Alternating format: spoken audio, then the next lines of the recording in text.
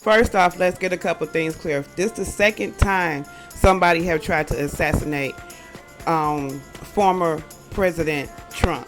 Okay, going back to 2016. Second, let's start with all the lies. Quit putting out lies and dialogues that the Democrats and all of them have something to do with it. Bullshit. Y'all know that that's bullshit. And the FBI have raided the shooter house that is now deceased. There is late word this evening from federal authorities about a scary incident involving a man arrested at a Trump rally in Vegas. Our Justice correspondent Pete Williams is in Washington. Pete, what are you learning? Well, Lester, the Secret Service says this happened on Saturday when Donald Trump was in Las Vegas for a political rally.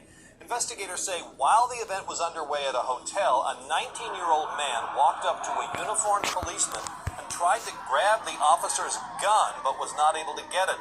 Authorities say when Michael Stephen Sanford was arrested, he said he wanted the gun, quote, to shoot and kill Trump.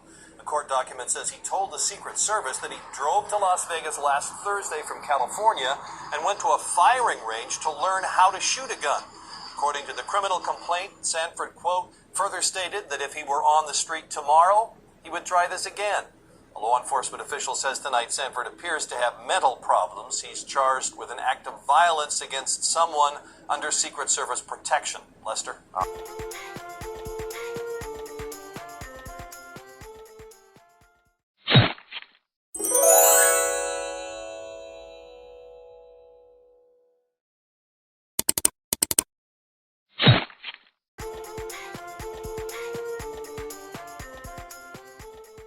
Been nipped, and it killed somebody in the stands over to the left. Could you see anyone injured besides the blood on the former president? All I saw was the gentleman from Beaver County who spoke earlier in the day. He was running for the State House Representative, Elmore, I know his name.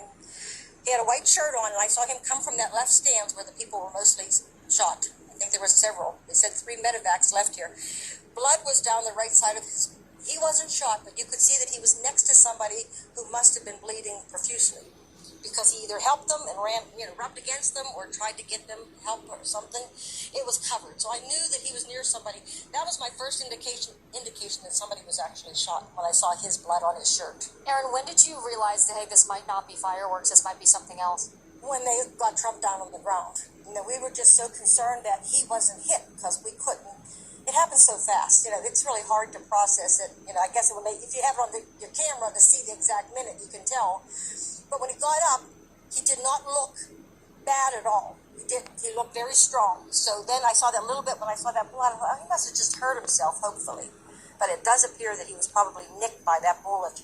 And Aaron turned his head just in the nick of time, but just...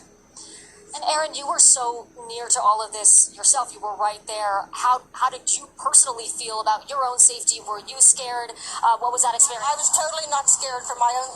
None of us in that front row went down to the ground. Not a one. We wanted to only help the president.